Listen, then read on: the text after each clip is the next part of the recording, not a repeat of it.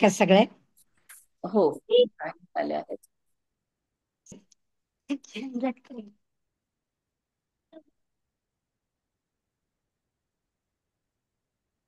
नमस्कार सर्वांना, जय श्री कृष्ण. आजचं आजचं विवेचन विश्वंभर शिंदे हे परभणीचे आहेत आणि मराठवाडा कृषी विद्यापीठ इथून ते सेवानिवृत्त झाले आहेत. त्यांचं आज विषय आहे श्रवण भक्ती. शिंदे साहेब यांना सत्संगाची सत्संगाची आवड आहे आणि ते स्वाध्यायी आहेत. सर, मी पण स्वाध्यायी आहे. पांडुरंग शास्त्री आठवले यांचीच अनुयायी आहे आणि पांडुरंग शास्त्री आठवले यांच्या प्रवचनामुळेच प्रभावित झालेले शिंदे साहेब. अध्यात्माकडे त्यांचा ओढा वळला. भक्ती फेरी, तीर्थयात्रा आणि स्वाध्यायाच्या माध्यमातून ते प्रभू कार्य करतायत आणि आपल्या गीता पठणाचा 61-66वा जो ग्रुप आहे त्याच्यात पारायण करतायत. आता त्यांचं विषय नवविधा भक्तीमधील श्रवण भक्ती ही पहिली भक्ती आणि त्याविषयी ते सांगणार आहेत. श्रीरामाने शबरीला 9 विधा भक्ती सांगितली होती. त्यातली पहिली श्रवण भक्ती, कीर्तन भक्ती, स्मरण, पादसेवन, अर्चनम, वंदनम, दास्यम, सख्यम आणि आत्मनिवेदन अशा 9 भक्ती आहेत आणि त्यातील पहिली भक्ती श्रवणम हीच खूप जणांना जमत नाही, कारण कुणालाही आता ऐकायची सवय नाही, कीर्तन नाही किंवा कुणाचं सांगितलेलं नाही. त्यामुळे श्रवण भक्तीपासून आपण सुरुवात करूया. श्रवण भक्ती कोणी केली होती? परीक्षित राजाने. त्याने 7 दिवस बसून भागवत श्रवण केलं होतं. कीर्तन शुकदेव, स्मरण प्रल्हाद, पादसेवन लक्ष्मी. लक्ष्मी सतत विष्णू भगवानचे पाय चुरत असते.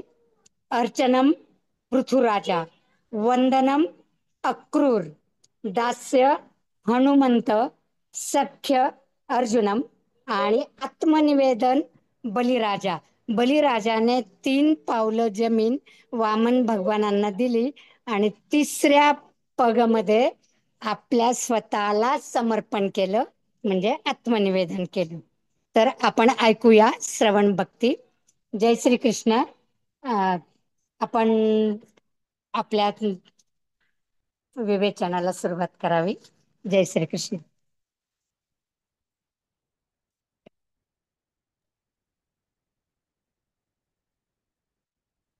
दादा, तुमचं ऑडिओ बंद आहे.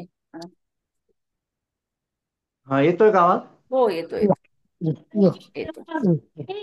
वसुदेवसुतं देवं कंसचाणूरमर्दनं देवकी परमानन्दं कृष्णं वन्दे जगद्गुरु.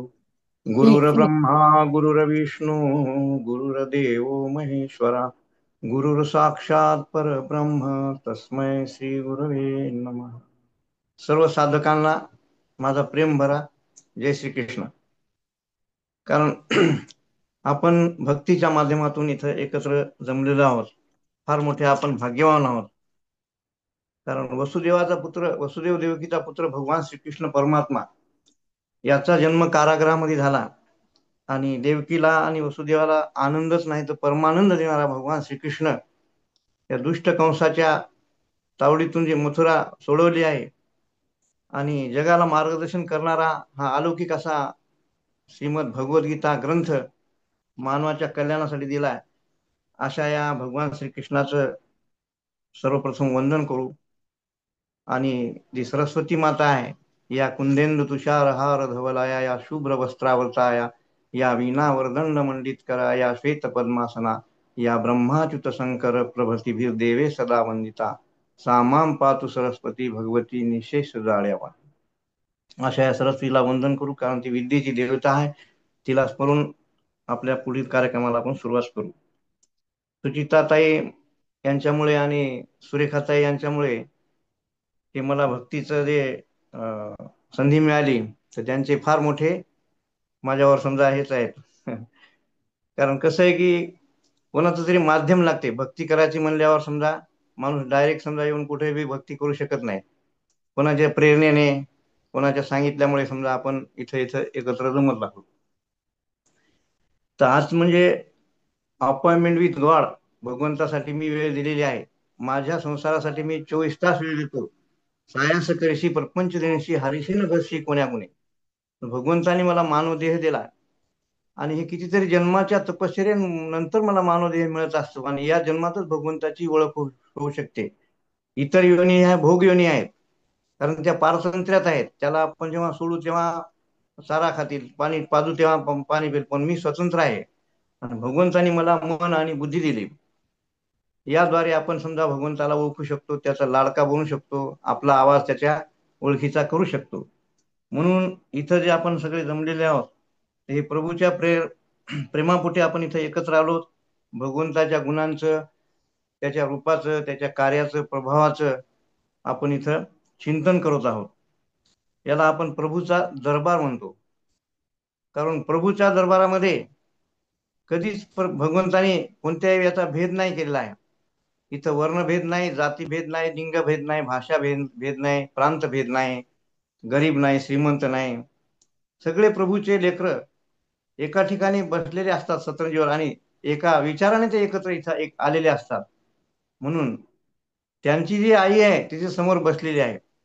म्हणून इथून श्रोता आणि वक्ता हे दोघेही एकच आहेत. कारण बोलणारा बोलून कीर्तन भक्ती करतो आणि ऐकणारा ऐकून श्रवण भक्ती करतो.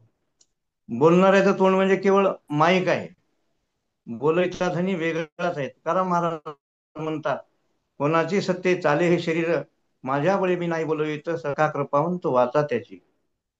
साळुंकी मंजुळा बोलतसे वाणी, बोलविता धनी वेगळाची. कायम्या पामरे बोलावी उत्तरी परी, त्या विश्वंभरे बोलवी तसे. अशा प्रकारे तुकाराम महाराज सांगितलंय की माझ्या शक्तीनं, माझ्या बळानं मी भगवंता बोलू शकत नाही. कारण तू मला वाणी दिलेली आहे आणि वाणीची शक्ती आहे. त्या वाणीद्वारे मी तुझं नाम घेऊ शकतो आणि तू माझ्या मुखातून तू करून घेतोस, है की नाही. साळुंका ही मंजुळा बोलते, परंतु तिला शिकविणारा धनी वेगळाच असतो. आणि मग मी, तुकाराम महाराज म्हणतात, मी पामर आहे. आणि मी पामर आहे तर माझ्या मुखातून मी दुसऱ्याला काय उपदेश करणार आहे. की मज पामर अशी काय थोरपण, पायीची वाहन पायी बरी. अशा ह्याच्यामुळं तुकाराम महाराज सांगतात की मी काय महान नाही, किंवा मी प्रवचनकार नाही, मी कीर्तनकार नाही. मी फक्त सामान्य माणसातला एक, तुमच्यातलाच एक हे आहे. म्हणून भक्ती ही एकमेव असे साधन आहे की जे सर्वजण सहजतेने करू शकतात. भक्ती ही चारी भिंतीच्या आतच राहिली नाही पाहिजे. केवळ गंध, अक्षता, फुले वाहतो, आपण रांगोळी काढतो, भगवंताला सजवतो, एकीकडे उदबत्तीचा सुगंध धूर येतो आणि दिव्याचा प्रकाश येतो. तर अशा या प्रकाशात आपण भगवंताची भक्ती करतो. तर ही भक्ती केवळ एवढीच भक्ती नाही, तर या भक्तीची ही पहिली पायरी आहे. म्हणजे मूर्तीपूजा ही भक्ती आहे आणि नवीता भक्ती आहे. कारण भक्ती ही चारी भिंतीच्या आतच राहता कामा नये, ही समाजाभिमुख भक्ती झाली पाहिजे. म्हणून आपण इथं भक्तीच्या माध्यमातून इथं एकत्र येत असतो. आपण सर्व भाग्यवान आहोत. भाग्यवान जे की जे प्रभूचे कार्य करतात. मानवी जीवनाचं अंतिम ध्येय काय आहे, की जीवाला शिवाची प्राप्ती करून घेणे. आणि प्रभूची प्राप्ती केव्हा होईल, की माझा आवाज देवाच्या ओळखीचा झाला, तर त्यासाठी माझ्या जीवनात काही सद्गुण आणावे लागतील. ते कशामुळे येतील, तर ते महापुरुषाचे, भगवद्गीतेचे तेजस्वी विचार सत्संगाच्या माध्यमातून मला ऐकावे लागतील. व केवळ ऐकून चालणार नाही, तर त्याचं स्मरण केलं पाहिजे आणि स्मरण करून जीवनात आणण्याचा मी प्रयत्न केला पाहिजे. आणि माझ्या आचरणातून, वृत्तीतून ती भक्ती दिसली पाहिजे. नुसतं ऐकून काय चालणार नाही. म्हणून त्याचे स्मरण करून कृतीमध्ये ती आली पाहिजे. तरच खऱ्या अर्थाने आपण भक्ती केली असं म्हणता येईल, समजा श्रवण केलं असं म्हणता येईल. आता आपण जे चैत्र शुद्ध प्रतिपदा म्हणजे गुढीपाडवा ते चैत्र शुद्ध नवमी या पवित्र चैत्रमय नवरात्राच्या याच्यामध्ये प्रभू रामचंद्राची भक्ती आपण ऐकलेली आहे सर्वांनीच. सर्व साधकांनी सर्व महापुरुषांनी इथे येऊन समजा आपले प्रवचन या माध्यमातून प्रभू रामाविषयी समजा चिंतन केलेलं आहे. त्यांचं कौटुंबिक प्रेम सांगितलेलं आहे. आणि चैत्र शुद्ध नवमी ते चैत्र शुद्ध पौर्णिमा या कालावधीत हनुमान जयंतीचा आपण फार मोठा उत्साह साजरा केलेला आहे आणि त्या हनुमंताविषयी आपण काही विचार ऐकलेले आहेत. आता रामायण आपण ऐकलं, आपल्या गावामध्ये रामायण लावलं समजा, तिथं मंडप लावलेला आहे, सर्वजण समजा वातावरण निर्मिती झालेली आहे आणि महापुरुष व्यासपीठावर येतात आणि रामायण सांगतात. तर ते काय सांगितलंय रामायणामध्ये, तर पती पत्नीचं प्रेम सांगितलंय, सीता आणि राम, आई पुत्राचं प्रेम सांगितलंय, पिता पुत्राचं प्रेम सांगितलंय, बंधुभावाचं प्रेम सांगितलंय, हनुमंताचं आणि प्रभूचं प्रेम सांगितलंय, दास्यभक्ती सांगितलेली आहे.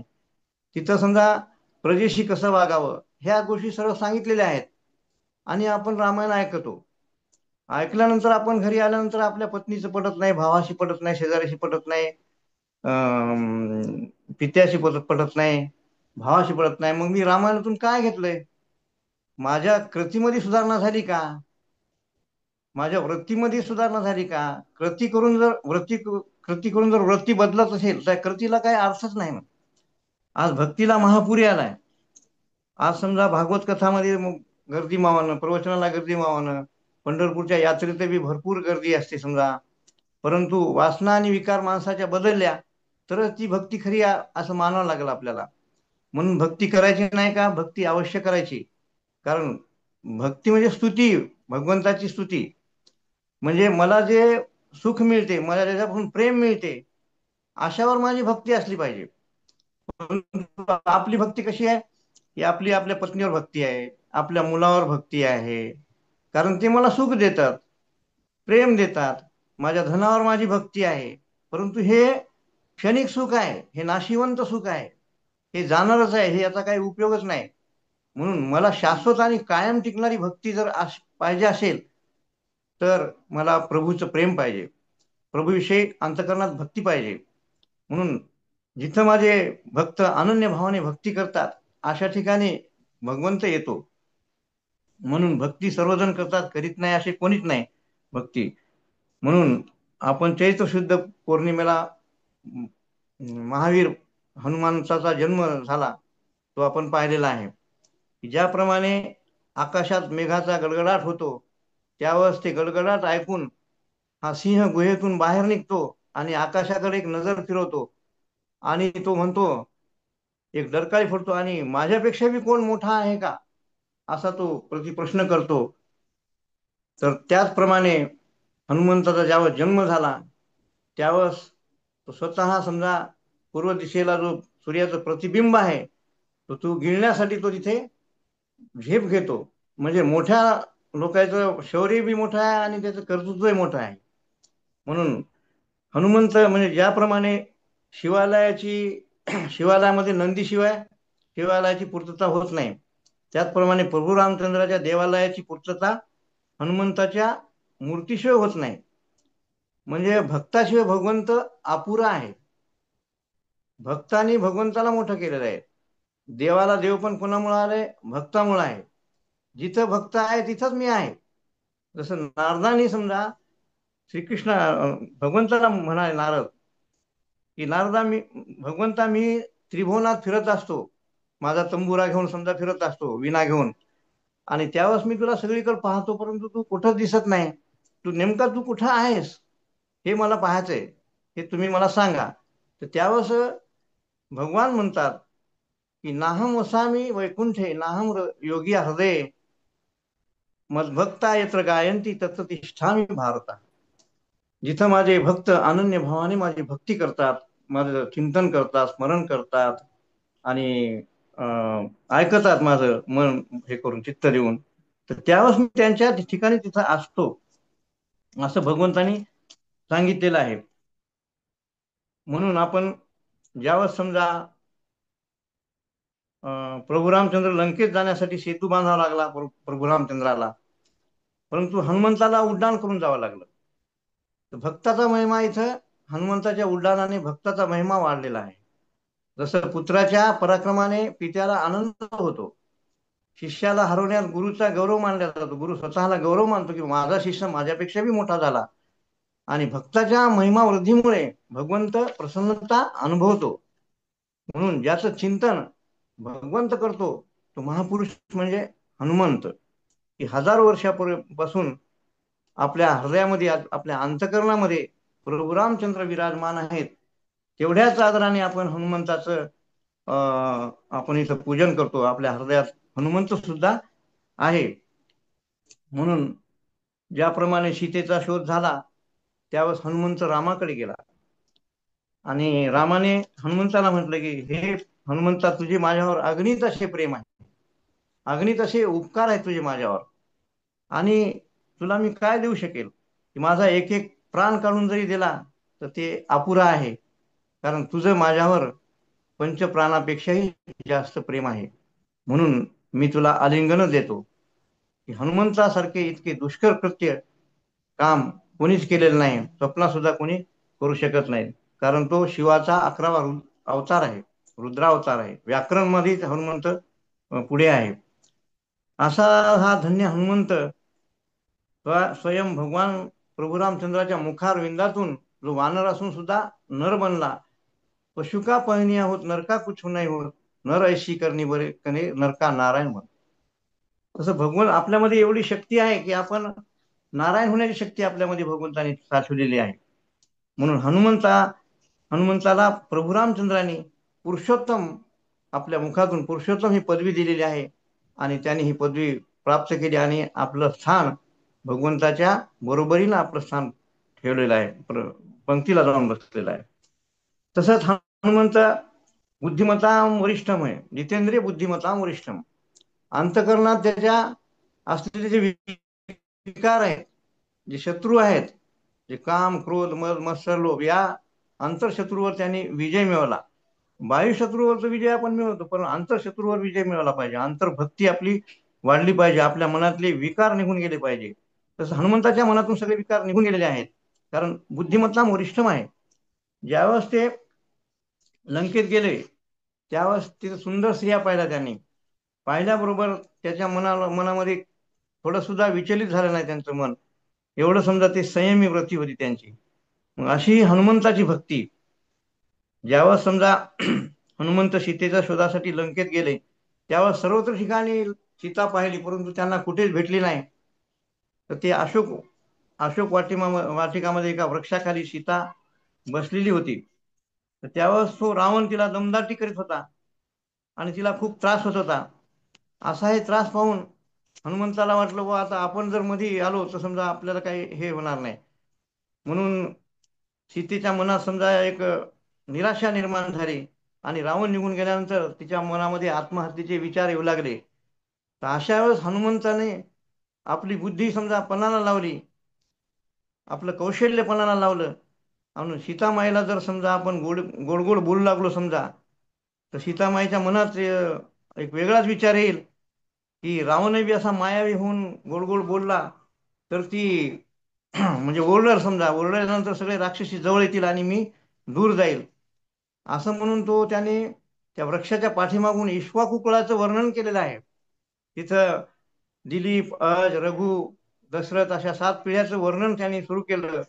आणि सीतेच्या मनात एक आत्मविश्वास जागृत झाला की आपल्या माहेरचं कोणीतरी आलेलं आहे. आणि आपली निराशा तिनं त्या मनातून काढून टाकली आणि तोच हनुमंत तिच्या पुढे येऊन आपला परिचय देतो की मी रामदूत हनुमंत आहे. अशा प्रकारे तिच्या मनातून जे विचार काढून टाकलेले आहेत. हनुमंतावर जेवढं प्रेम आहे रामाचं, तेवढं सीतेचं सुद्धा प्रेम आहे. कारण आपल्या नवऱ्याचा संदेश प्रथम हनुमंतानं आणलेला आहे. म्हणून हनुमंतावर सीतेचं प्रेम असणारच. ज्याप्रमाणे सर्वसामान्य स्त्री एखादा पोस्टमन तिचं प्रेमपत्र घेऊन आला तर तिला तो बक्षीस देतो, त्याला बक्षीस देतो. तसं बक्षीस देण्याच्या वेळी प्रभू रामचंद्राने सर्व सुग्रीवापासून सर्व वानर सेनेला बक्षीस दिले. तर त्यावेळेस सीतामाई तिच्या गळ्यामध्ये जो नवरत्नाचा हार होता त्या हाराकडती पाहत होती आणि प्रभू रामचंद्र समोरच होते आणि ते प्रभू रामचंद्राने ते हार पाहिला आणि लगेच सीतामाईनं ते प्रेम हृदयातला जो आपला नवरत्नाचा अमोल असा हार हनुमंताला त्यांनी दिला. म्हणजे यावरून समजा सीता आणि रामाचं प्रेम हनुमंतावर सुद्धा होतं. अशा प्रकारे आपण हनुमंताचं ही पाहिली चरित्र पाहिलं आणि याच्यातून आपल्याला प्रेरणा मिळते हनुमंतामुळे. तर अशी ही भक्ती समजा आपण सर्वजण केली तर आपल्या जीवनातही सुगंध येतो. भक्ती ही एकमेव असे साधन असे की जे सर्वजण सहजतेने करू शकतात आणि त्यावर मनुष्य मात्राचा अधिकार आहे. नामस्मरण, श्रवण, स्मरण, कीर्तन या कलियुगात तर आत्मोद्धारासाठी दुसरा कोणता सोपा मार्ग नाही. कारण सांप्रत स्थितीत ज्ञान योग तप योग ही अवघी भक्ती फलद्रूप होणे कठीण आहे. योगयाग विधी येणने सिद्धी वायाची उपाधी दंभधर्म. म्हणजे या कलियुगामध्ये नामस्मरण, कीर्तन, श्रवण, स्मरण ह्या भक्ती जर आपण केल्या तर आपल्या जीवनातले पाप नष्ट होतात आणि आपल्याला मोक्षाचं द्वार मिळेल आणि मोक्ष पदाला आपण जाऊ शकतो. शिवाय त्यासाठी आता या योग यज्ञ हे करण्यामध्ये आपला वेळ जातो आणि ती कठीण भक्ती आहे. शिवाय यासाठी लागणारी साधन सामुग्री ही अवघड आहे. ईश्वर भक्तीच बहुसंख्य लोक पसंत करतात. हा ईश्वर आता कोण आहे समजा आपण समजून घेऊ आणि त्याची भक्ती म्हणजे काय समजून घेतले पाहिजे. जो सर्वावर शासन करतो, जो सर्वज्ञ आहे व सर्व शक्तिमान आहे, न्यायी आहे व सर्वांतर्यामी आहे असा भगवंत आहे. ज्या भगवंताने सृष्टीची रचना केली, अनेक प्रकारचे विविध प्रकारचे सुगंध फुलं निर्माण केले, हिरवे निळे जांभळे पिवळे, त्याला रंगाचा ब्रश त्यांनी लावला, त्याला अत्सराचा सुगंध त्यामध्ये भरला त्यांनी आणि त्या डाळिंबामध्ये कलात्मक दाणे भरले, त्या आंब्यामध्ये मधुर रस भरला, त्या कोकिळेला सुंदर कंठ दिला, त्या मोरपिसात किती सौंदर्य भरलं, सूर्यामध्ये तेजस्वीता आहे, चंद्रामध्ये शीतलता आहे, नद्या पर्वत तारे ही रंगीबेरंगी दुनिया भगवंतानी आपल्यासाठी निर्माण केली आणि या सृष्टीचा संचालक म्हणून तो आहे. आणि सृष्टी आपल्याला पूजनीय आकर्षक वाटली पाहिजे कारण त्याच्यामध्ये भगवंत बसलेला आहे आणि तीच विश्वाची महान शक्ती माझ्यामध्ये येऊन बसलेली आहे असं गीता सांगते की सर्वश चाहम हृदय सन्निविष्टो. प्रत्येकाच्या हृदयामध्ये मी बसलेला आहे आणि मी पॅसिव्ह नाही तर मी ऍक्टिव्ह आहे. कारण त्याचा जीवाचा माझा नित्याचा संबंध आहे. जोपर्यंत मी आहे तोपर्यंत जीव आहे. माझं अस्तित्व मुळात भगवंतामुळे टिकून आहे आणि माझं अस्तित्व टिकवण्यासाठी भगवंतानी सृष्टीची रचना केली. म्हणून सर्वभौम म्हणजे सर्वांतर्यामी ते आहे आणि सदाचरच त्याचा कायदा आहे. ज्याची भक्ती केल्याने मनुष्य सगळे दुर्गुण दुराचार आणि दुःखापासून मुक्त होऊन परमपवित्र होतो. जो अव्यक्त असूनही प्राणी मात्रावर दया करून जीवाचे कल्याण करतो व प्रभुवारे करणारा सज्जनाचा पाठीराखा आहे तो व आपल्या लीलेने वेळोवेळी मनुष्य रूपात व्यक्त होतो म्हणजे सगुण साकार रूप घेऊन प्रत्यक्ष प्रगट होतो व भक्तजनांना त्याच्या इच्छेनुसार दर्शन देऊन आनंदित करतो. सत्ययुगात श्रीहरी रूपात, त्रेतायुगात श्रीरामाच्या रूपात, द्वापार युगात कृष्णाच्या रूपात प्रगट झाला. अशा प्रेममय अविनाशी नित्य सर्वव्यापी हरीची ईश्वर भक्तीच समजा आपल्याला ईश्वर समजा आपण त्याची भक्ती करतो. आता भक्ती कशाला म्हणतात की ईश्वरावर अनन्य भावाने अंतकरणात प्रेम, श्रद्धा, अनुराग, परमप्रेम म्हणजेच भक्ती. वस्तुतः ईश्वर भक्तीचा अधिकार सर्व जीवांना असणे न्यायसंगत आहे. सर्व जीवांना असणे न्यायसंगत आहे कारण भगवंतांनी सर्व निर्माण केलेले जीव जंतू आहेत. परंतु यामध्ये हनुमंत, जांबुवंत, गजेंद्र, गरुड, काक भुषुंडी आणि जटायू हे प्राणी पक्षी जातीतील असून सुद्धा भगवंतावरील परमप्रेमामुळे भक्तीमुळेच परमपदाला गेलेले आहेत. पण पशु पक्ष्यामध्ये ज्ञान आणि साधनांचा अभाव असल्यामुळे ते ईश्वर भक्ती करू शकत नाहीत. म्हणून शास्त्रकार ईश्वर भक्तीसाठी मनुष्यानाच अधिकारी समजतात. ईश्वर भक्तीत वय आणि रूपाला काहीच किंमत नाही. विद्या, धन, जात आणि बळ हे सुद्धा मुख्य नाहीत. तसे सदाचार आणि सद्गुणाकडे ईश्वर खास लक्ष देत नाही. ते केवळ फक्त प्रेमाने समजा बांधल्या जातात, प्रेमानेच तो बांधतात. असं तसं पाहायला गेलं तर व्याधाचे असे कोणते चांगले आचरण होते? ध्रुवाचे वय ते काय होते? गजेंद्राजवळ कोणती समजा विद्या होती? विदुराची कुठली उत्तम जात होती? यादवपत्ती यादवपती उग्रसेनाच्या कुठला पुरुषार्थ होता? उपजेचे असे कोणते सुंदर रूप होते? सुदामाजवळ कुठले असे धन होते? भक्तिप्रिय माधव फक्त एका भक्तीनेच संतुष्ट होतात, की त्याला फक्त भाव पाहिजे, अंतःकरणात भाव पाहिजे. जिथं भाव आहे तिथं देव आहे. आज भक्ती सर्वजण करतात, आपापल्या परीने भक्ती करत नाहीत असे कोणीच नाही. केवळ गंध, अक्षता, फुले, अगरबत्ती, दीप काढणे म्हणजे भक्ती नाही. ही नित्य भक्ती आहे. त्यामुळे आपल्या मनाला समाधान वाटते, वातावरण निर्मिती होते. ही भक्ती चारी भिंतीच्या आतच राहता कामा नये, समाजाभिमुख झाली पाहिजे. ही भक्तीची पहिली पायरी आहे. अशा भक्तीच्या 9 पायऱ्या, त्याला नवविधा भक्ती म्हटलेल्या आहेत. आता नवविधा भक्ती 2 युगामध्ये दोघांनी सांगितलेली आहे. एक सत्ययुग व दुसरे त्रेतायुग. त्रेतायुगात तुळशीरामांना प्रभू रामचंद्राने माता शबरीला नवविधा भक्ती सांगितलेली आहे. मातंग ऋषीच्या आश्रमामध्ये एक आदिवासी स्त्री जी शबरी आहे, जी मातंग ऋषीच्या आश्रमामध्ये गुरूंची सेवा करीत होती आणि प्रवचन ऐकायचे, प्रभू रामचंद्राच्या लीला ऐकायच्या, कथा ऐकायच्या, आणि त्या श्रवणानं तिचं मन अगदी असं भरून गेलं आहे आणि ती भगवंताला दर्शन कधी मिळेल अशी ती वाट पाहत होती. आणि मातंग ऋषीने तिला एक दिवस सांगितले की वा, तू एवढी भगवंताची भक्ती करशील, इथं माझा आश्रम झाडून काढतीस, जंगलात जाऊन फुले आणतीस, सडा संमार्जन करतीस, रांगोळ्या काढतीस, किती तू भगवंताची भक्ती करतीस, किती मन लावून करतीस, चित्त एकाग्र करून तू भक्ती करतीस, नक्कीच तुला एक दिवस प्रभू रामचंद्र भेटायला येतील आणि त्याला काही वेळ लागल. असं म्हणून ते मातंग ऋषी देहावसान झाले त्यांचं. आणि मग शबरी त्या मातंग ऋषीच्या आश्रमामध्ये जंगलात राहत होती आणि नेहमी त्या वाटेकडती पाहत होती की भगवंत मला एक दिवस नक्कीच दर्शन देणार आहे. कारण त्या गुरुच्या वचनावर तिने विश्वास ठेवला. कारण गुरु हे आपल्याला भगवंताकडे घेऊन जातात. गुरुचं हे ज्ञान आपल्याला मार्गदर्शक असते. म्हणून गुरुविषयी आपल्याला श्रद्धा असली पाहिजे. आणि त्या श्रद्धेवर, त्याच्या वचनावर तिनं श्रद्धा ठेवली आणि ती भगवंताची भक्ती करू लागली. अखंड भजन करायची भगवंताची. सत्संग तिच्या आता अरण्यकांडामध्ये तिला हे सांगितलेले आहे, सत्संग. दुसरी भक्ती सत्संग, भगवत विषयक प्रेम. तिसरी भक्ती गुरु चरण कमलाची निष्कपट सेवा. चौथी भक्ती माझ्या गुणगुणांचे गायन करणे, गुणागुणांचे गायन करणे. पाचवी भक्तीमध्ये वेदांनी सांगितलेली दृढ श्रद्धेने माझ्या नाममंत्राचा जप करणे.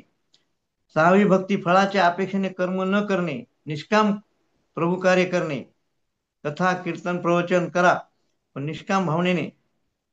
सातवी भक्ती सर्व जग मद्रूप पाहणे, की कोण्याही जीवाचा नगडो मत्सर, म्हणजे भगवंताने जे निर्माण केलेले हे प्रभूची लेकर आहे, त्याच्यामध्ये द्वेष भावनेने तू कधी पाहू नको. अद्वेष्टा सर्वभूताना, त्यांच्या संग मैत्री कर. म्हणून भेदभाव न करणे, माझ्याहून संतांना अधिक मानणे, मिळेल त्यात समाधान मानणे व स्वप्नातही दुसऱ्याचे दोष न पाहणे, ही आदर्श भक्ती. आणि नवी भक्ती सर्व लोकांशी निष्कपट व माझ्या श्रद्धा ठेवून अंतकरणात हर्ष शोक न बाळगणे, ही नवी भक्ती होय. आता भगवंतानी सत्ययुगात भक्त प्रल्हादाने आपला पिता हिरण्यकशिपूला नविधा भक्ती 7व्या स्कंदात 5व्या अध्यायात सांगितलेली आहे. तेव्हा असं भक्तीचं म्हणजे श्रवणम कीर्तनम विष्णू, मरणम पादसेवनम, अर्चनम वंदनम दास्यम, सख्यमात्म निवेदनम. भगवंताच्या प्रेमळ भक्तांनी भगवंताच्या नाम रूप गुण प्रभाव लीला या अमृततुल्य कथांचे श्रवण श्रद्धेने आणि प्रेमाने करण्याने जसे विना ऐकून हरीण प्रेममुग्ध होते, तसे प्रेममुग्ध होणे हे श्रवण भक्तीचे रूप आहे.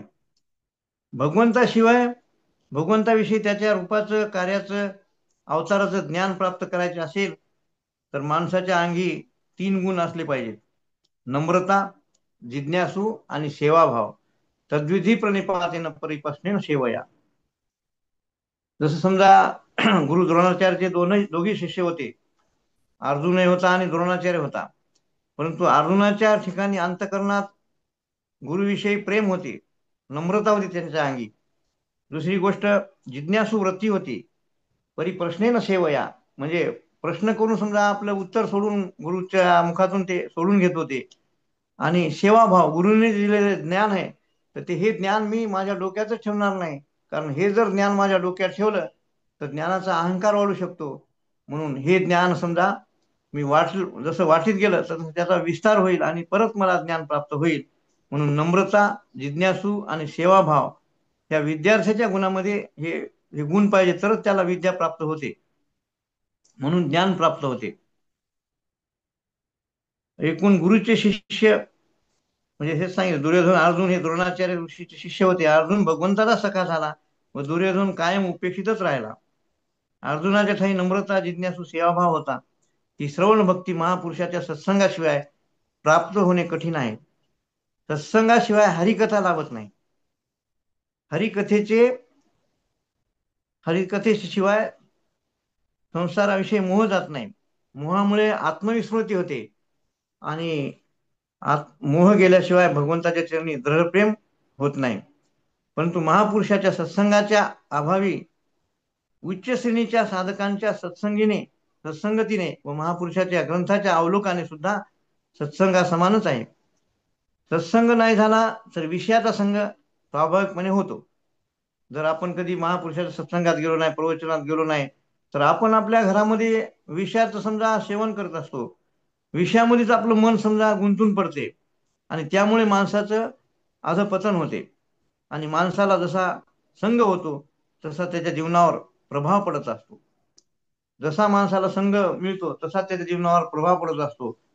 एक दृष्टांत सांगितलेलं आहे की 2 पोपट असतात आणि श्रवण भक्तीचा हेतू म्हणजे मुख्य आपल्या जीवनावर परिणाम करणारा असतो.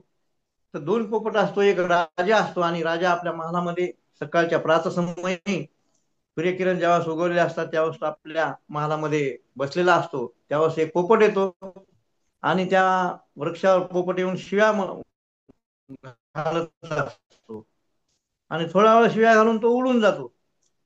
तेवढ्यात दुसरा पोपट येतो.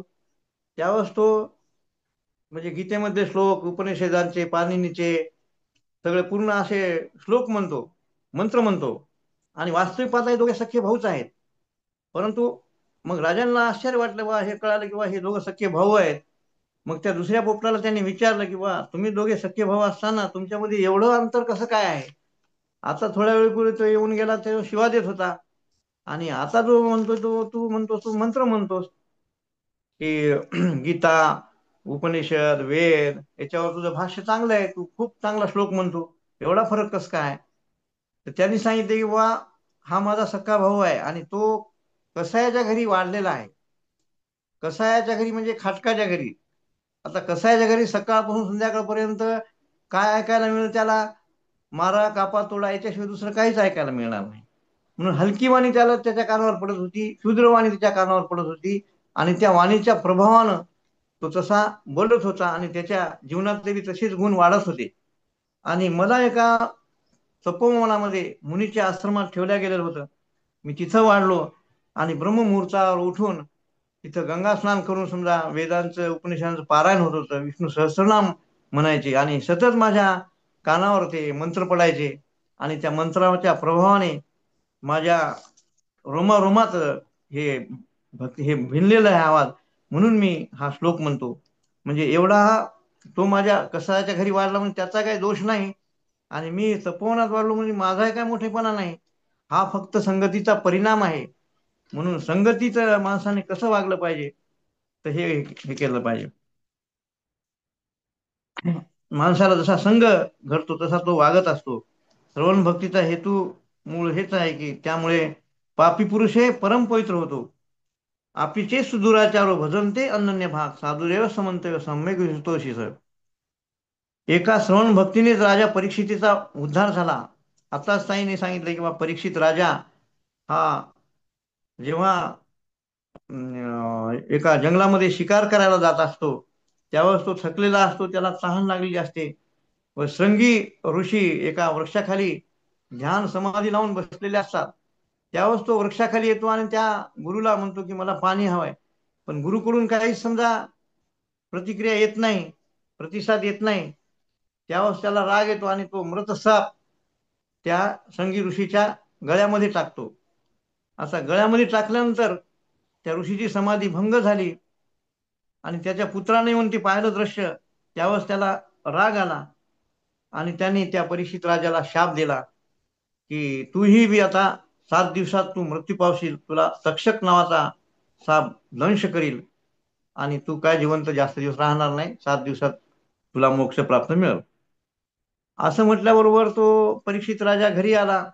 त्याच्या मनावर परिणाम झाला की आता मी 7 दिवसात मृत्यू पावणार आहे, म्हणून माझे वैभव, पत्नी, मुलं हे काय कामाचे सगळे, आणि मी याच्यासाठी जन्म घेतला नाही की मला याच्यामधून काहीतरी सत्संगती मिळावा, माझा उद्धार व्हावा, काही या जन्माचं माझं सार्थक व्हावं, अशा प्रकारे त्याच्या मनामध्ये विचार आला आणि त्यांनी ते पूर्ण राजाचा त्याग केला, पूर्ण वैभवाचा त्याग केला आणि तो गंगा किनारी जाऊन एका गंगाच्या तीरावर ध्यानस्थ बसला आणि त्यांनी भगवंताला आळवण्याचा प्रयत्न केला. त्यावेळेस तिथं शुकदेव प्रगट झाले आणि शुकदेवाने समजा परीक्षित राजाला धर्म आणि धर्माविषयी आणि संस्कृतीविषयी त्यांना भक्ती सांगितली. म्हणजे त्यांनी त्याच्या जीवनात म्हणजे शुकदेव प्रगट झाले आणि परीक्षित राजाने त्याला सर्वप्रथम प्रश्न विचारला की मानवी जीवनाचं अंतिम ध्येय काय आहे आणि माणसाचा मृत्यू जवळ आल्यानंतर त्यांनी काय केलं पाहिजे, असा प्रश्न केलेला आहे. परीक्षित राजाला ऋषीपुत्राकडून शाप मिळाला आणि त्यांनी ते प्रश्न विचारला. तेव्हा पहिला प्रश्न म्हणजे जीवनाचे अंतिम ध्येय काय आहे व मृत्यू जवळ आल्यानंतर काय करावे. तेव्हा शुकदेवाने परीक्षिताला सांगितले की बा, जीवाला शिवाची प्राप्ती करून घ्यायचं असेल तर महापुरुषाचं चिंतन ऐकलं पाहिजे. भागवत पुराण सांगायला सुरुवात केली. परीक्षित राजाने 7 दिवस उपवास करून अन्न पाणी न घेता अविरतपणे कथेचे श्रवण केले. याला श्रवण भक्ती म्हणतात. भगवंताच्या कथा आणि लीलाने अंतःकरणपूर्वक अनन्य भावाने श्रद्धेने श्रवण करणे म्हणजे याचं मुख्य वैशिष्ट्य आहे या भक्तीचं, की श्रवण भक्ती ही भक्तीचं उत्तम लक्षण आहे. आणि सुरुवात आपल्याला महापुरुषाच्या श्रवणातूनच होते आणि श्रवणामधून मोक्षाचं द्वार उघडते. श्रद्धा आणि समर्पण असेल, त्याग असेल जीवनामध्ये, तर मृत्यूही सुंदर होतो. शुद्ध भक्तिभाव परीक्षित राजाने मृत्यूच्या भीतीऐवजी भगवंताच्या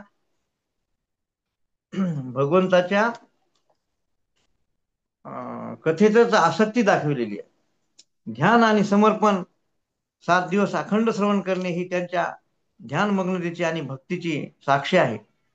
श्रवण भक्तीचे मूर्तिमंत उदाहरण, तो भक्ती योगाचा सर्वोत्तम आदर्श मानला जातो. राजा असूनही त्याने सर्व सोडून भक्तीला प्राधान्य दिले, हीच त्याची भक्ती भावना आहे. त्याचप्रमाणे भागवत कथेमध्ये धुंदुकारीने सुद्धा श्रवण भक्ती केलेली आहे.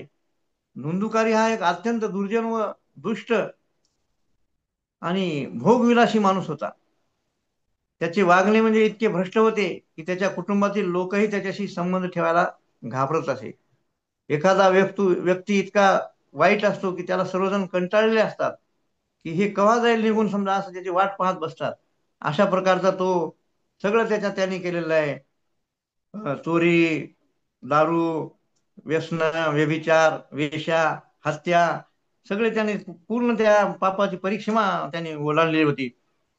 आणि शेवटी काही दुष्ट स्त्रियाकडूनच त्याचा मृत्यू होतो. व मात्र पापयुक्त आयुष्य जगल्यामुळे आणि अचानक मृत्यू आल्यामुळे, अपघाती मृत्यू मिळाला, त्याला प्रेत योनीमध्येच राहावं लागलं. म्हणजे अशांत आत्मा, जर तर मरण नाही आणि जीवनही नाही अशा अवस्थेत पिशाच योनीमध्ये त्याला ते योनी प्राप्त झाली आणि त्याला सद्गती मिळाली नाही, त्याचा आत्मा भटकत राहणे पण मुक्त होत नाही. तो अर्धवट आवाजात भू भू करत भरकटत असतो. त्याचा भाऊ जो गोकर्ण हा एक तपस्वी, धर्मनिष्ठ व ज्ञानी भक्त होता. त्याला जेव्हा धुंदुकारी प्रेत योनीचा अडकलेला कळताच तो आपल्या भावाच्या उद्धारासाठी भागवत कथा सप्ताह आयोजित करतो व या कथा कथनाने एकत्र कथा कथनाने ऐकून म्हणजे श्रवण भक्ती धुंदीकरांनी केली आणि तो एका वृक्षाच्या डोलीमध्ये अडकून बसला आणि तो प्रेतवत होऊन समजा तो ऐकत होता. पंचप्राण कानामध्ये ऐकून तो भक्ती ऐकत होता. चित्त म्हणजे घेऊन ध्यान रूपानं तो ऐकत होता आणि प्रत्येक दिवशी त्या झाडाच्या गाठी एक एक गाठी सुटत गेल्या. झाडावर बसून कथा ऐकत असे. त्यांनी 7 दिवस पिशाच्य योनीमध्ये राहून कथेचे श्रवण केले. नंतर त्या झाडातली एक एक गाठ सुटत गेली. 7व्या दिवशी सर्व गाठी सुटतात व त्याला मुक्ती प्राप्त होते व त्याला दिव्य शरीर प्राप्त होते. व सप्ताहाच्या शेवटी विष्णुदूत येतात आणि धुंदीकारीला वैकुंठात घेऊन जातात. हे पाहून जमलेले लोक भारावून जातात व विचारतात की आम्ही ही कथा ऐकलेली आहे, आम्हाला मोक्ष का नाही, की धुंदीकारीच का अधिकारी, मोक्षाचा अधिकारी आहे. तेव्हा विष्णुदूत म्हणतात की भक्ती ऐकता वेळी पंचप्राण कानात ऐकून भक्ती ऐकावं लागते. अनन्य भावाने जो माझं भजन करतो, माझी भक्ती ऐकतो, तेव्हा त्याला मोक्ष प्राप्त होतो. आणि धुंदीकारीने पूर्णपणे सगळं पूर्ण कंठ प्राणाशी आणून ही भक्ती प्रेतवत होऊन समजा ती ऐकलेली आहे. पण आपण जेव्हा कथा श्रवण करतो त्यावेळेस आपण अनेक आपल्या डोक्यामध्ये विचार असतात. कोणी समजा तिथं वाची करत बसतो, कोणी समजा एखादा कासरे करीत बसतात, असं काहीतरी बोलत असतात. त्यामुळं पूर्ण ज्ञान त्याला प्राप्त होत नाही. म्हणून तुम्ही मोक्षाचे अधिकारी नाही, धुंदीकारीला समजा तो अधिकारी झाला. लक्षपूर्वक कथा श्रवण केली म्हणून त्याला मोक्ष प्राप्त झाला. हे श्रवण भक्तीचे सामर्थ्य आहे. श्रवण भक्ती म्हणजे भगवान विष्णूच्या कृष्णाच्या अवताराच्या यांच्या कथा यांच्या श्रद्धेने श्रवण करणे हे नवविधा भक्तीचे एक अंग आहे. ही भक्ती केल्याने पापीही मोक्ष प्राप्त करू शकतो. या भक्तीला जन्म, कर्म किंवा स्थितीची आट नाही. पिशाच योनीतील मृत्यू पावलेल्या धुंदुकारी मेल्यानंतरही भक्ती भावाने मोक्ष पदाला प्राप्त होतो. भाऊ बंधकीची कर्तव्यपूर्ती गोकर्णाने आपल्या पापी भावाचा उद्धार व्हावा म्हणून प्रयत्न केला. ही नात्यातील जबाबदारीचे सुंदर उदाहरण आहे. कथा फक्त ऐकणे पुरेसं नाही, तर ती श्रद्धेने समजून अंतःकरणपूर्वक ऐकली पाहिजे. श्रीमद भागवत किंवा धर्मकथा केवळ धार्मिक आहे म्हणून त्याकडे पाहण्याचा नाही, तर आत्म्याचा उद्धार आहे. शबरी माताची श्रवण भक्ती. शबरी मातेनं बी असंच समजा भगवंताच्या त्या वाटेकडती पाहत होती सारखं आणि जंगलात जाऊन ती फुले आणायची आणि त्या वाटेवरती फुलं ठेवायची आणि दररोज जाऊन समजा जंगलामध्ये ते गोड फळे चाखून बघायची, की एखादा आंबट असला तर ती बाजूला फेकून द्यायची, गोड फळ समजा ती आणून ठेवायची. असं तिचं भगवंतावर इतकं प्रेम होतं की तिचं आता समजा भगवंताशिवाय दुसरं काहीच नाही माझ्या जीवनात, असा भक्तिभाव तिच्या मनामध्ये निर्माण झाला आणि ती भगवंताची तिथे वाट पाहत असते. आणि शबरी माताची श्रवण भक्ती, तर त्या श्रवण भक्तीमध्ये तिनं एक सुंदर गीत म्हटलेलं आहे की आश्रमात या कधी रे येशील रामा रघुनंदना, रामा रघुनंदना. मीन अहिल्या शापित नारी, मीन जानकी राजकुमारी, दीन रानटी वेडी शबरी, तुझ्या पदांचे अखंड चिंतन ही माझी साधना, रामा रघुनंदना. पतित पावन श्री रघुनाथा, एकदाच ये जाता जाता पाहिन पूजिन ठेकीन माथा, तोच स्वर्ग मज तिथेच येईल पुरेपणा जीवना, रामा रघुनंदना. असा भक्तिभाव तिचा मनामध्ये होता, अंतःकरणात होता. आणि त्या भक्तिभावाने शबरी ही भगवंताला प्रसन्न करून घेते. आणि एक दिवस भगवंत तिथे येतात आणि शबरीला दर्शन देतात. त्यावर तिला स्वर्ग प्राप्त मिळाल्याचा आनंद होतो, गगनात मावत नाही तिचा आनंद होतो. आणि ती आपली बोरं आणलेली प्रेमाने भगवंत तिथे खातो. म्हणजे भक्तासाठी भगवंत काही करायला तयार होत. प्रेमाने जर समजा भगवंताला जर काही आपण दिलं, की सुदामाचे पोहे असो किंवा शबरीचे बोरं असो, तर भगवंत प्रेमाने आनंदाने खातो. तसं समजा आपण भक्ती करत असताना मानवी मन हे चंचल असते. कारण चंचल असेल तर कोणतीही गोष्ट जीवनात स्थिर करायला अडचण येते. विशेषतः चंचल मन अध्यात्मात खूपच अंतराय ठरते. म्हणून मनाला स्थिर करण्याचा अभ्यास केला पाहिजे आपण. त्यासाठी भक्तीची आवश्यकता आहे. नित्यनेमाने भक्ती करीत राहिले पाहिजे, तरच आपलं मन हळूहळू स्थिर होत जाते. माणसाची वृत्ती ही बदलत जाते. ज्ञानेश्वर माऊलींनी एके ठिकाणी म्हणलेले आहे, हरिपाठात म्हणलेलं आहे की नित्यनेम नामी ते प्राणी दुर्लभ, जवळ लक्ष्मी वल्लभ तयाजवळी, नारायण हरी भक्ती मुक्तीचारी घरी त्यांच्या. अशी अवस्था जीवनात येते, तेव्हा जीवनात येणारे सुख दुःख त्या व्यक्तीला हलू शकत नाहीत. त्याला समवृत्ती असे म्हटलेले आहे. सुख दुःखे समेकत्वा लाभा लाभो जयाजो. मानवी जीवनामध्ये जीवन जगत असताना सुख दुःख हे जीवनात येतच असतात. नियतीच्या मनात जसं असतंय तसं ते घडत असते. आणि त्याप्रमाणे आपण ते स्वीकारलं तरच आपल्याला जीवनाकडे पाहण्याचा एक वेगळा दृष्टिकोन मिळतो. कारण आपण दुसऱ्याला दोष देण्यास काहीच अर्थ नाही. कारण आपले कर्म आपल्यासोबत आहेत. आपण आपल्या कर्माची फळं भोगतोय. कारण नियतीच्या हातातला आपण बाहुला आहोत. ती जसं नाचवलं तसं आपल्याला नाचावं लागते. तिला आपल्याला विचारायचा अधिकार सुद्धा नाही की मला का असं केलं म्हणून.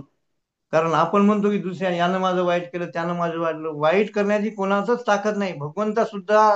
भगवंतामध्ये सुद्धा नियतीमध्ये फेरफार करण्याचा अधिकार नाही. कारण नियतीला जसं मंजूर आहे तसंच आपण केलं पाहिजे. म्हणून आपलं जर समजा जीवन सुंदर बनवायचं असेल तर आपल्याला भक्ती चांगली पाहिजे, कर्म चांगले पाहिजे. त्या कर्माच्या आधारेच आपली शिदोरी बांधल्या जाते. आणि शिदोरी पुढे वाढवायची का घटवायची आपल्या हातातच आहे. आणि समोरची माणसाला कोणीच दुःखी करू शकत नाही. संत तुकाराम महाराज, आता संत तुकाराम महाराजांना सगळं समजा आपल्या वैभव जनतेला वाटून टाकलं होतं. आणि त्याच्यावरच खाण्याची म्हणजे त्याच्या घरी खाण्याची पाण्याची आबाळ आली होती. तुकाराम महाराज घरी खायला काय नव्हते. पत्नीच्या आग्रहाखातर ते एक दिवस उसाच्या शेतावर कामाला गेले.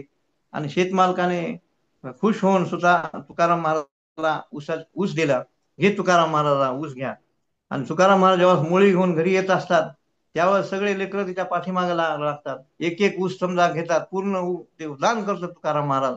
शेवटी एक ऊस राहतो आणि ती पत्नी त्या दारातून पाहत असते.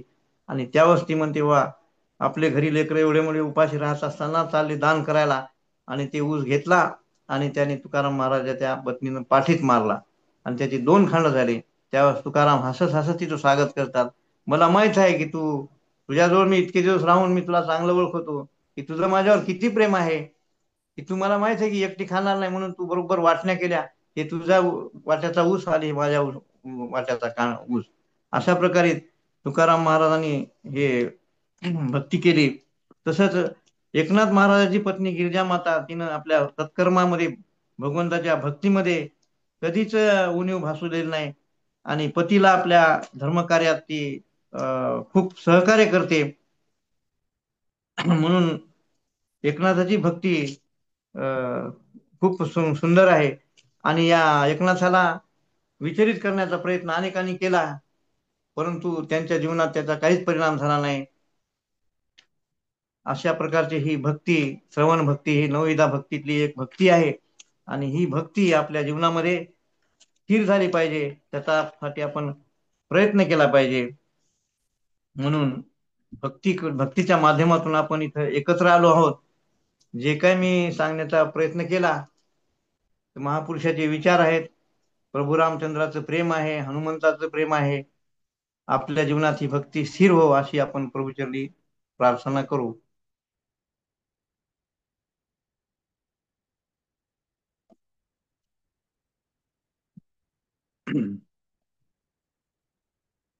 तर ताई वेळ संपला की. जय जय जय श्री कृष्णा. जय श्री खूप कृष्ण. छान विवेचन सांगितलं तुम्ही. आणि श्रवण भक्ती, पहिलीच भक्ती फक्त ऐकून उपयोग नाही, तर जे ऐकलं ते आचरणात आलं पाहिजे, हा महत्वाचा संदेश तुम्ही दिला. हे सगळ्यात महत्वाचं आहे. नाहीतर कीर्तन प्रवचन खूप ऐकलं आणि आचरणात काहीच नाही आलं तर त्या भक्तीचा काहीही उपयोग होणार नाही.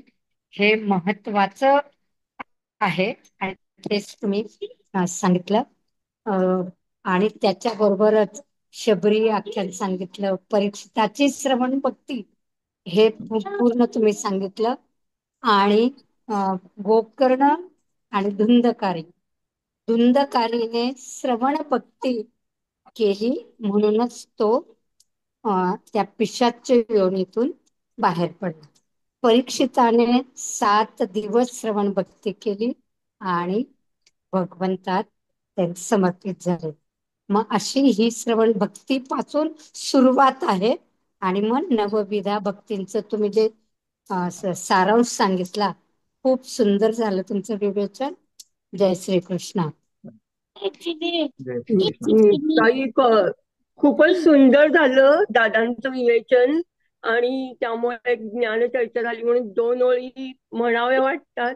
इतुके दे मजला, इतुके दे मजला, मागतसे हरी तुझला, मागतसे हरी तुझला, संत समागम पूजा अर्चा, सारा सार ज्ञान चर्चा, भगवत भजनी मन हे लागो, तुझिया स्वरूपी मन हे लागो, तुझिया स्वरूपी मन हे लागो. अशी आम्हा सगळ्या साधकांची सारासार ज्ञान चर्चा रोज सुचिताताईंच्या कृपेने आम्हाला ऐकायला मिळते. त्यामुळं अगदी सुरुवातीपासूनच रामाचं विद्यापीठ ते आतापर्यंत रोज असंच वैभव आम्हाला रोज लाभू दे म्हणून देवापुढे प्रार्थना करावीशी वाटते. इतुके दे मजला, दे मजला, मागतसे हरी तुझला, संत समागम पूजा सारा सार ज्ञान चर्चा, भगवत भजनी लागो, तुझिया स्वरूपी मन हे जागो, शिवदिन केसरी हरीचे पाय, असेच वैभव मजला दे, असेच वैभव सर्व साधकांना दे. जय श्रीकृष्ण, जय श्रीराम. खूप सुंदर विवेचन चालू आहे. मला ते शबरीचा अंतर्भाव समजा खूप आवडला. कारण ते ज्यावेळेस ती आश्रमात कधी आहे तू माझ्या भगवंता, तुम्ही वाट पाहत आहे आणि पाहीन पूजीन टेकीन माथा, माझ्यासाठी हे स्वर्ग आहे, माझ्या तुझ्या चरणामध्येच माझं सर्व काय सर्वस्व अर्पण आहे. हे भाव मला खूप चांगला वाटला. म्हणजे मी शापित अहिल्या नाही, मी राजकुमारी सीता जानकी नाही. तर किती हो, सुंदर. ते गाणं पण ते पण आणि आज आपल्या खरं सर्वांच्या म्हणण्यासारखं आहे. सहकार्यानं ताई सुजिता ताई, सुरेखा ताई यांनी मला योग्य संधी दिली. आणि पहिल्यांदाच मी ऑनलाईनच्या याच्यामध्ये आलो. दादा, आम्ही संधी देणारे कोणीच नाही, भगवंत करून घेत आहेत. नाही नाही, मग ते कोणीतरी माध्यम बनवते, भगवंत करून छान घेते. सगळं आपलं प्रेम छान. आहे. नाही, छान झालं, अगदी खूप सुंदर झालं. नाही, तुमचं विवेचन ऐकून शबरीचं गाणं खरं आठवतच होतं, म्हणावं वाटत होतं. ताई दादा म्हटल्या वेळ तर मी म्हणू दादा म्हणू तुम्ही का खूप छान विवेचन केलं. आणि दादा तुम्ही स्वाध्यायी आहात. मला खूप आनंद झाला. मी पण स्वाध्यायी आहे. आणि आपल्या या ग्रुपमध्ये बरेच साधक स्वाध्यायी आहेत. आणि काल मग तुमचं गीत असं ऐकलं ना, वाटतं शरीर माझे क्षेत्राचे मित्र अनुस्वा आत्मा रामाचे, कळले मजला आणि कोणाचे मी. ते काल ऐकल्याबरोबर मी म्हणलं ताई आहेत स्वाध्यायमध्ये. हा, आणि मग म्हणावं असं वाटतं मानुस्वाध्याय उपासना, मानुस्वाध्याय उपासना, सुगंध या जीवना,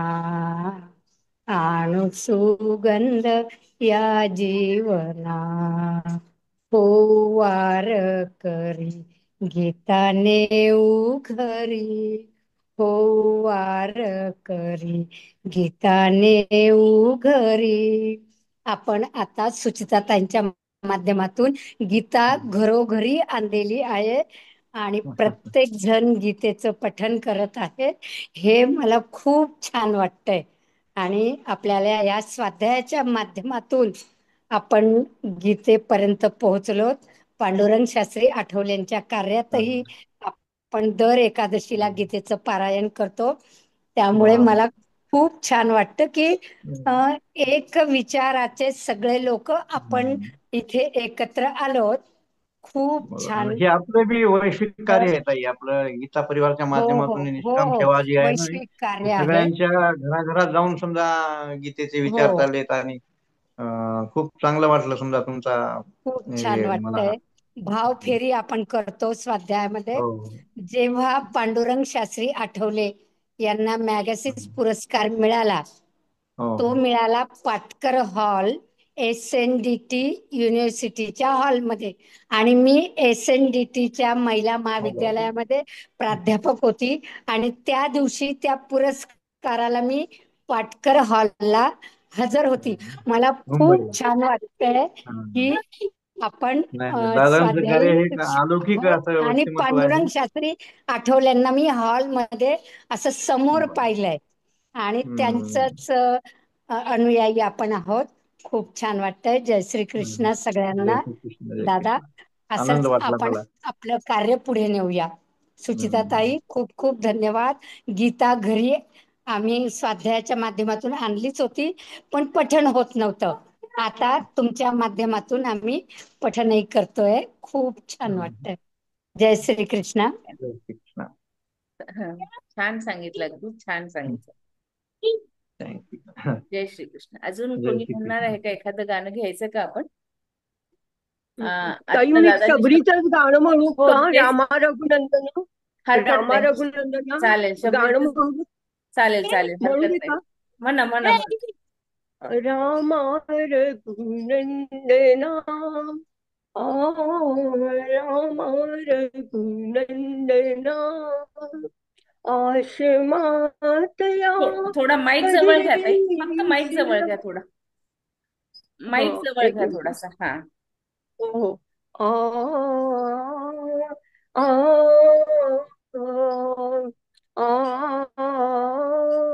आ, राम रघुनंदना, राम रघुनंदना, आश्रमात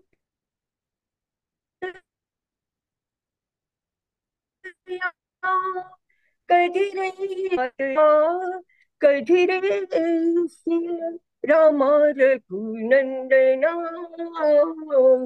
राम रघुनंदना, राम रघुनंदना, मीन अहिल्या शापित नाही, मीन जानकी राजकुमारी, मीन अहिल्या शापित नाही, मीन जानकी राजकुमार, मीन रानटी वेडी शबरी, मीन रानटी वेडी शबरी, तुझ्या पदांचे अखंड चिंतन, तुझ्या पदांचे अखंड चिंतन, ही माझी साधना. राम रघुनंदना, राम रघुनंदना, पतित पावना हे रघुनाथा, पतित पावना हे रघुनाथा, एकदाच ये जाता जाता, एकदाच ये जाता जाता, पाहिन पूजिन टेकीन माथा, पाहिन पूजिन टेकीन माथा, तोच स्वर्ग मज तिथेच येईल, तोच स्वर्ग मज तिथेच येईल, पुरेपणा जीवना, पुरेपणा जीवना, रामा रघुनंदना, रामा रघुनंदना. जय श्री कृष्ण. सुचेताताईंना, सुरेखाताईंना, दादांना सगळ्यांनाच कोटी कोटी नमन. जय श्री कृष्ण. जय श्री जय कृष्ण. श्रीराम. सुरेखाताईचं यात दादांना काहीच जर जमत नाहीये. असेल तर एखादं गाणं दादा म्हणू शकतील, बरं म्हणू का? कारण सगळ्यांची रिक्वेस्ट आलेली दिसतीये इथे. दादांचं गाणं खूप छान झालंय. बरं म्हणू का ऐकताय? हो म्हणा ताई, म्हणा दादा. आता आम्ही आमुचे नाही झालो देवाचे, आशीर्वच द्या दादा आम्हा विश्व करू त्याचे, सत्य काय ते कळले आहे, हृदया माझी ठसले आहे, त्या सत्याला पूर्ण कराया विसरू भान तनाचे,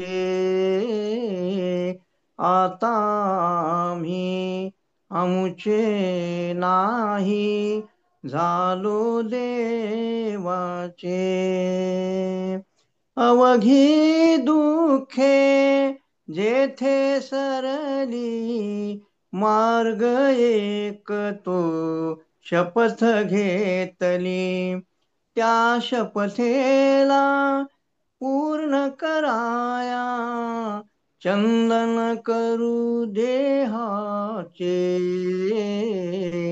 आता आम्ही आमुचे नाही झालो देवाचे,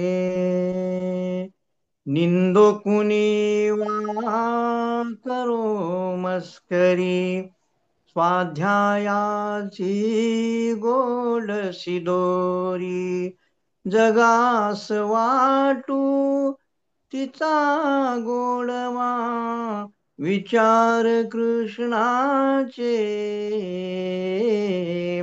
आता आम्ही आमुचे नाही झालो देवाचे, जगद्गुरु हा कृष्णच आहे, गीता आमची माता आहे, जगास वाटू तिचा गोडवा विचार कृष्णांचे, आता आम्ही आमुचे नाही झालो देवाचे, आशीर्वच द्या दादा आम्हा विश्व करू त्याचे, आता आम्ही आमुचे नाही झालो देवाचे.